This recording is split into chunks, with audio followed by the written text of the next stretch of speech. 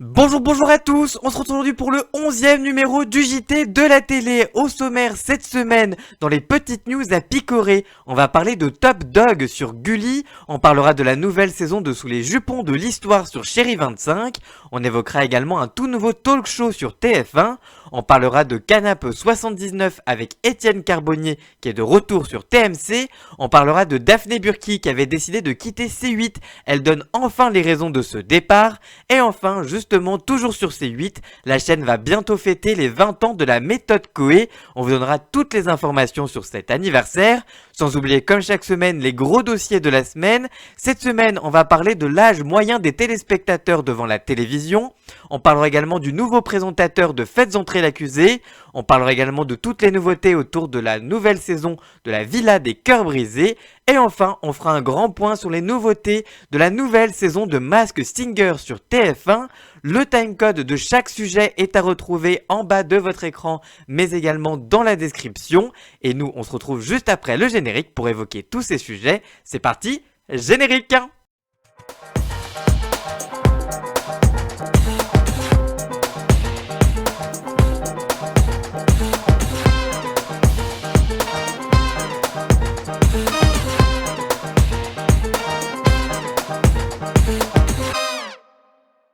Et on commence donc ce JT de la télé avec les petites news à picorer. C'est parti, jingle! On démarre avec Top Dog, qui sera le chien le plus agile sur Gulli, qui décrit l'émission comme la plus grande compétition canine, avec des duos incroyables et des parcours à couper le souffle. Une compétition qui réunit des duos de maîtres et de chiens en tout genre, du petit nerveux au gros molosse, dans un parcours d'agility. Il y aura des pros hautement entraînés et des amateurs, dans l'espoir de remporter 10 000 $ pour le duo gagnant, ainsi que 5 000 $ remis à l'association animalière de son choix.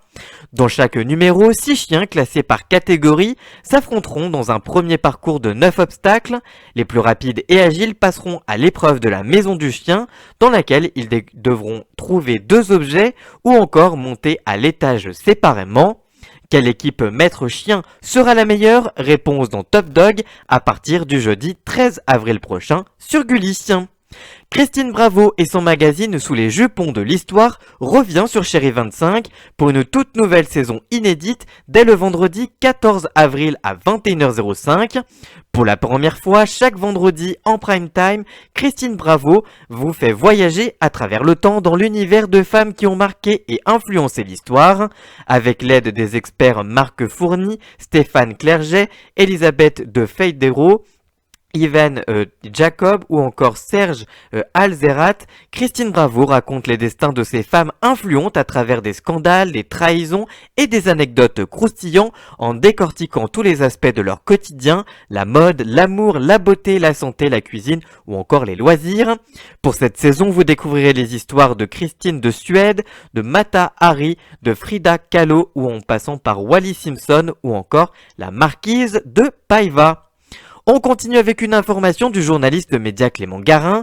Il révèle que très inspiré par le succès de Quelle époque sur France 2, TF1 plancherait également sur un tout nouveau talk show d'humour et d'information pour la seconde partie de soirée.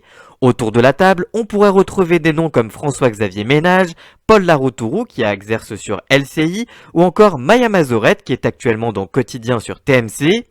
Toujours selon les informations de Clément Garin, pour le moment, aucune info n'a filtré sur le nom de l'animateur qui pourrait prendre les rênes de cette nouvelle émission.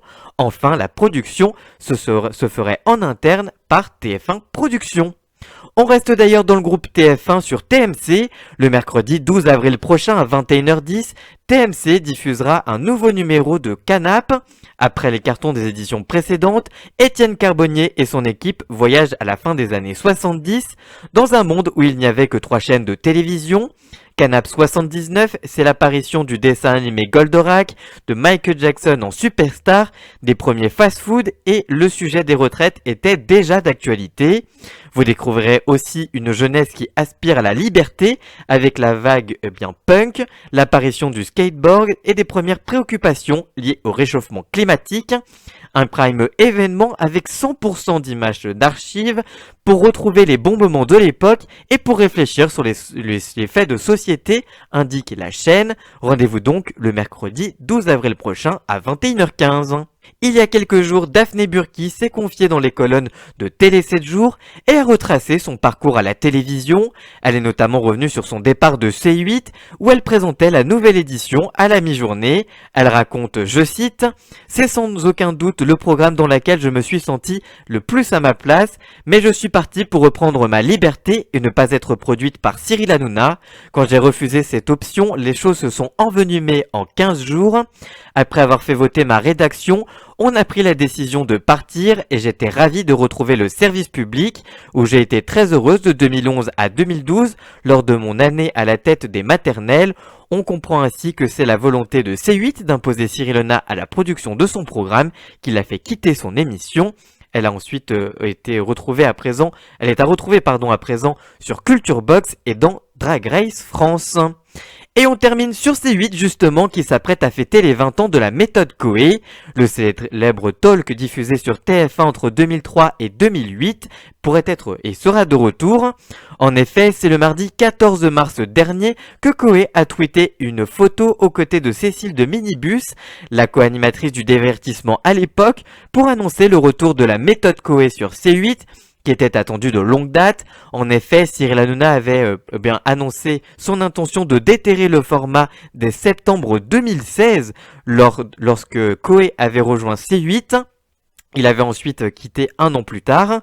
En 2018, un prime qui n'a finalement pas vu le jour avait un temps été envisagé pour les 15 ans de l'émission.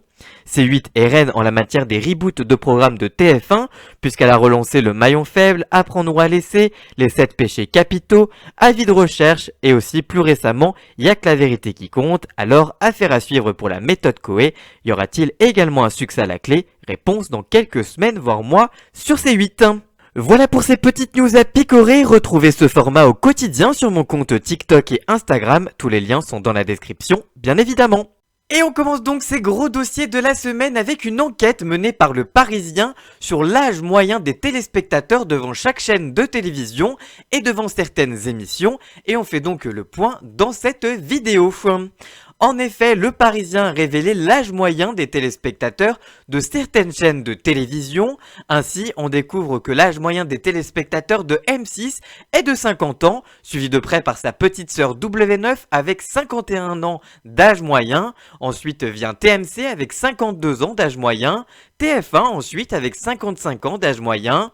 C8 arrive ensuite avec 57 ans d'âge moyen. Vient ensuite les chaînes plus âgées. France 2 d'abord avec 62 ans d'âge moyen pour les téléspectateurs. France 5 et Arte viennent ensuite avec 65 ans d'âge moyen pour les téléspectateurs. Enfin France 3 arrive la chaîne la plus âgée avec 66 ans d'âge moyen pour les téléspectateurs de la chaîne. À titre de comparaison, les plateformes ont une moyenne d'âge beaucoup plus jeune. En effet, le Parisien révèle que l'âge moyen des spectateurs de Netflix est par exemple de 36 ans, de Prime Video de 40 ans ou encore de Sisplay, la plateforme de replay de M6 à 40 ans. Pour comprendre, le Parisien s'est également intéressé à la moyenne d'âge de certaines des émissions et les émissions les plus jeunes à l'heure actuelle dans le PAF, c'est Quotidien et la Star Academy qui ont un âge moyen de 46 ans, suivi du Meilleur Pâtissier et du 1945, le journal télé de M6 qui ont une moyenne d'âge de 48 ans. Vient ensuite TPMP sur C8 avec une moyenne d'âge de 50 ans. Retour ensuite sur TF1 avec le journal de 20h de Anne-Claire Coudray et le feuilleton Ici tout commence qui ont une moyenne d'âge de 57 ans tous les deux. Pour France 2, on retrouve N'oubliez pas les paroles qui a une moyenne d'âge de 60 ans, tout comme le journal d'Anne-Sophie Lapix où les téléspectateurs ont par contre l'âge moyen de 63 ans. Le talk show de Anne-Elisabeth Lemoine sur France 5, C'est à vous et la série Meurtre A sur France 3 ont une moyenne d'âge de 67 ans.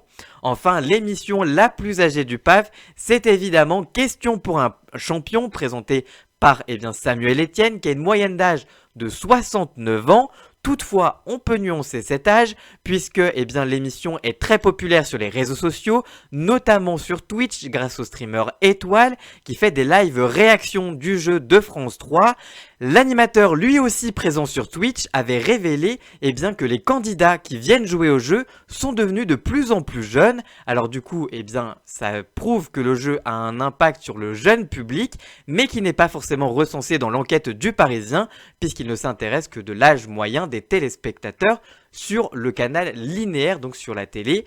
Et vous, que pensez-vous de tous ces éléments et de cette enquête? Dites-nous tout ça dans la description, on vous lira bien évidemment.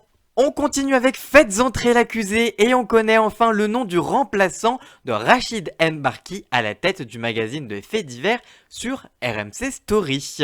En effet, c'est la fin d'un suspense digne de Faites entrer l'accusé. Cette semaine, on a appris que c'est le journaliste Christophe Delay, co-présentateur de la matinale de BFM Télé, qui allait donc remplacer Rachid Mbarki à la présentation du magazine de faits divers diffusé sur RMC Story depuis 2020.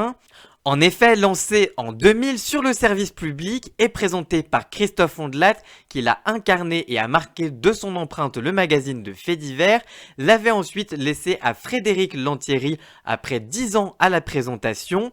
Arrêté en 2020, le magazine avait ensuite trouvé refuge sur RMC Story avec Rachid Mbarki à la présentation, mais voilà, ce dernier a été limogé par le groupe Altis en février dernier pour faute grave. En effet, suite à des soupçons d'ingérence étrangère, la direction lui reproche notamment d'avoir multiplié dans le journal de nuit de BFM TV des brèves problématiques et des séquences diffusées sans respect du processus de validation de la ligne éditoriale. La chaîne a décidé de porter plainte contre X pour corruption passive et abus de confiance. Après plusieurs jours de réflexion, c'est donc Christophe Delay qui a été choisi par la chaîne et la production pour présenter le programme. Selon un témoin que Télérama a pu rencontrer, un casting a été organisé il y a quelques jours, dont 6 prétendants ont été testés, notamment plusieurs visages familiers du groupe et notamment des téléspectateurs de BFM TV. Leur façon de présenter, de poser leur voix sur les images ont été testés il y a une dizaine de jours. Et comme critère principal, être un bon narrateur capable d'embarquer le public au fil des histoires criminelles racontées dans le magazine de faits divers. Et justement, Christophe Delay, 55 ans, remplit totalement ces critères avec son timbre de voix grave. L'émission, fidèle à ses fondamentaux, a joué le suspense il y a quelques jours et a mis en ligne sur ses réseaux sociaux une vidéo façon teasing. Regardez.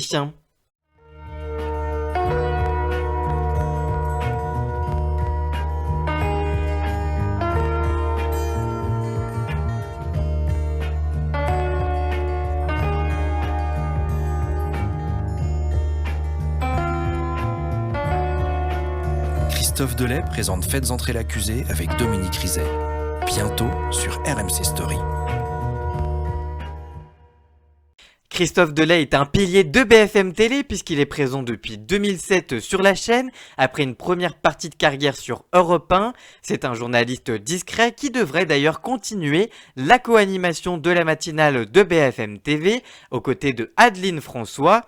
Les fidèles de Faites entrer l'accusé retrouveront les débuts de Christophe Delay à l'antenne en septembre prochain pour une toute nouvelle saison de l'émission qui comptera cette année 16 nouveaux épisodes inédits, un nombre record depuis le retour du magazine sur RMC Story. La précédente saison avait réuni en moyenne 523 000 téléspectateurs, un très bon score pour la chaîne. Et vous, que pensez-vous de ce choix de Christophe Delay pour présenter Faites entrer l'accusé? Dites-nous tout ça dans les commentaires, on vous lira bien évidemment. Et on continue avec un tout autre univers à 180 degrés, puisqu'on va parler de la nouvelle saison de la Villa des Cœurs Brisés sur TFX. Cette année, la Villa des Cœurs Brisés fait peau neuve, à commencer par son nom, puisque la chaîne a décidé de renommer l'émission tout simplement La Villa. Comme le veut la coutume, 7 hommes et 7 femmes prendront pendant plusieurs semaines leur quartier au sein d'une villa de luxe située à Puerto Muerrelo, au Mexique, sous la forme Sur la forme, pour cette saison 8, TFX annonce le retour de l'épreuve du feu de la vérité. Aussi, les nouveaux cœurs brisés seront tous anonymes et pourront expérimenter les fameuses soirées tentation, l'occasion de concrétiser tout ce qu'ils ont vu pendant les coachings ou alors de détruire le début de relations qu'ils avaient pu nouer.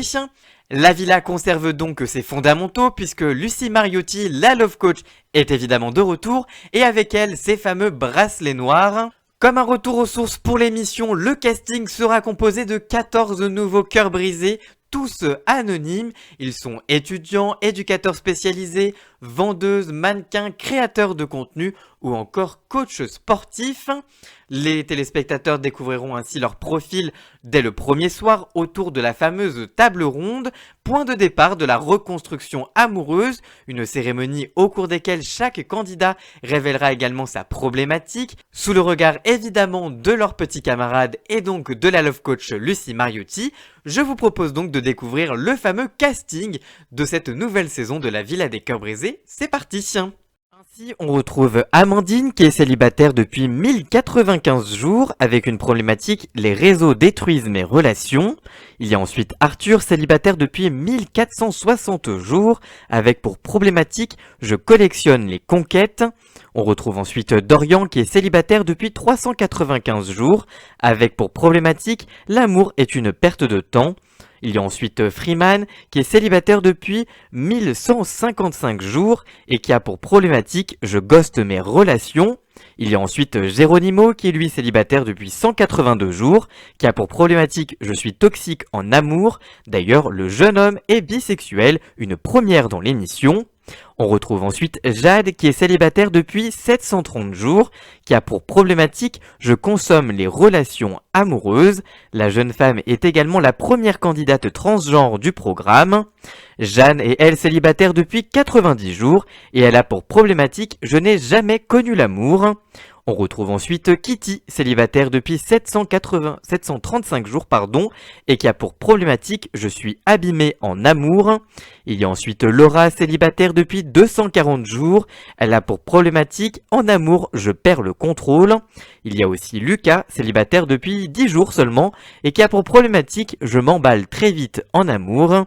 Il y a ensuite Rami, célibataire depuis 365 jours, qui a pour problématique: l'amour m'oppresse. Raya, elle, célibataire depuis 60 jours et qui a pour problématique: je suis en deuil de ma dernière relation. Rosanna est elle célibataire depuis 350 jours et a pour problématique: je m'oublie en amour.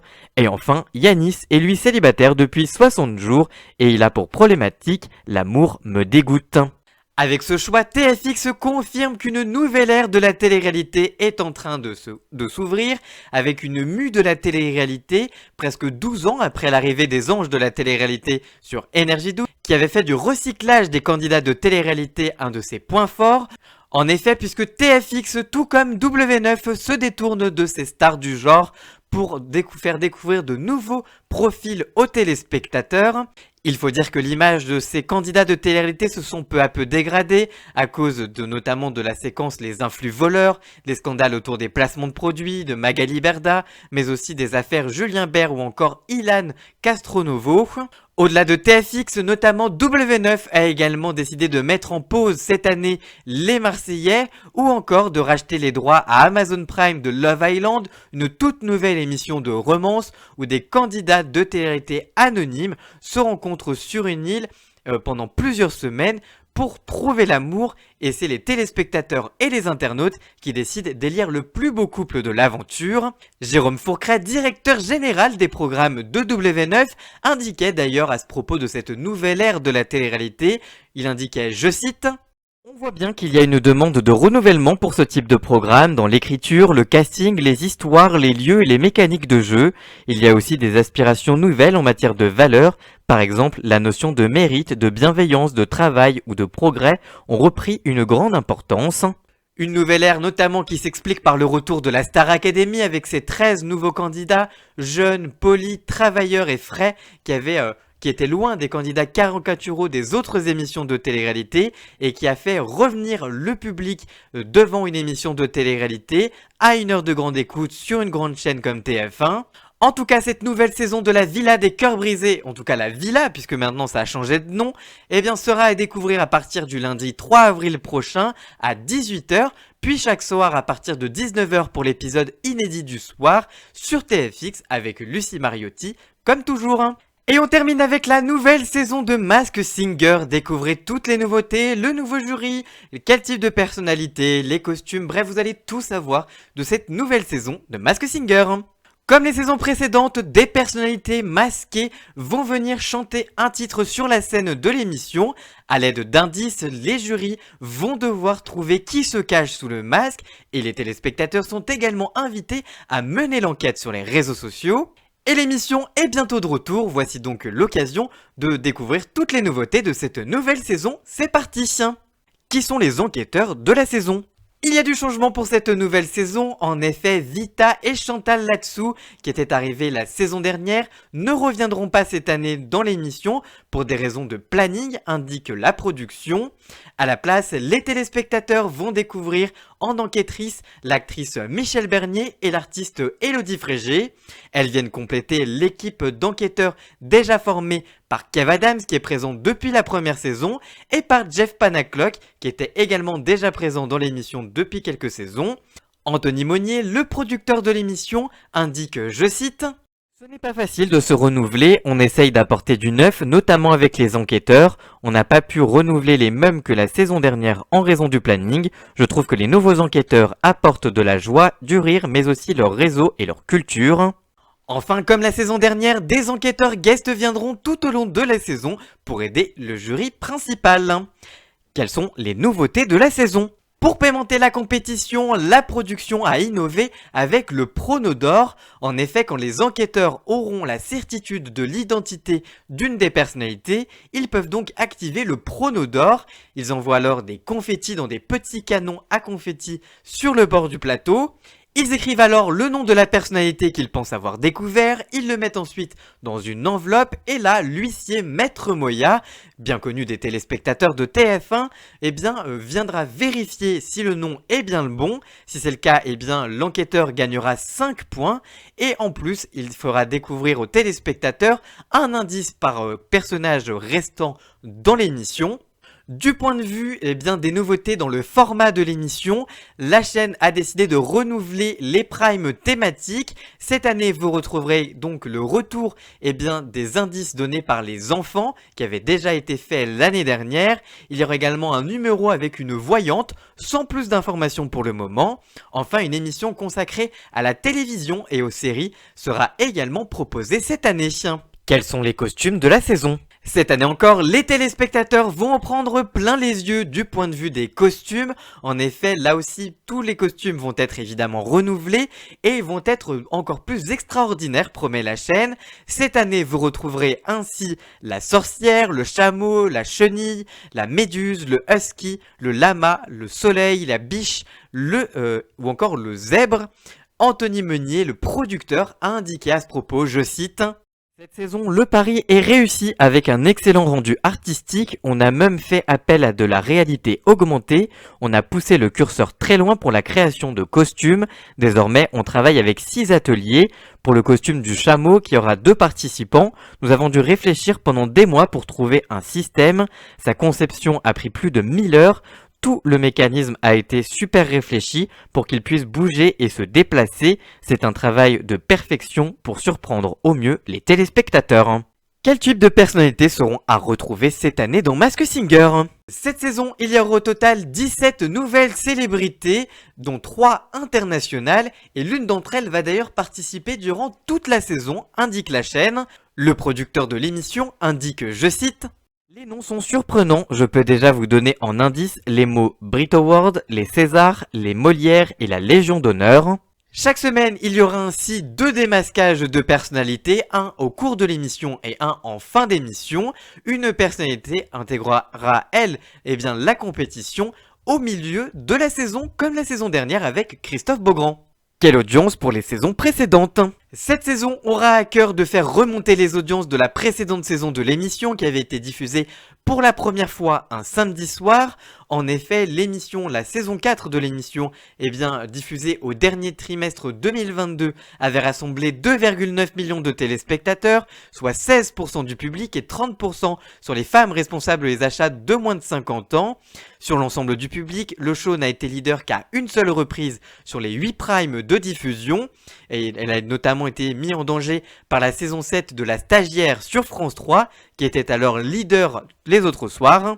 À titre indicatif, sans découpage, la saison 3 de Masked Singer, proposée entre avril et mai 2022, avait pu compter sur 3,6 millions de téléspectateurs fidèles, soit 20,5% du public et 37,5% sur les femmes responsables des achats de moins de 50 ans. Pourtant, la saison avait souffert de la coupure de Canal+ des chaînes du groupe TF1 à cette période. En tout cas, c'est à partir du 14 avril prochain à 21h10 que TF1 donnera le coup d'envoi de cette 5e saison de Masked Singer, toujours présentée par Camille Combal, bien évidemment. Voilà, j'espère que cette vidéo vous aura plu. Si c'est le cas, n'hésitez pas à la liker, à la commenter, à la partager sur tous les réseaux sociaux, à me rejoindre sur tous mes réseaux sociaux à moi. Tous les liens sont bien évidemment dans la description. Et surtout, n'oubliez pas de vous abonner pour encore plus d'infos médias au quotidien.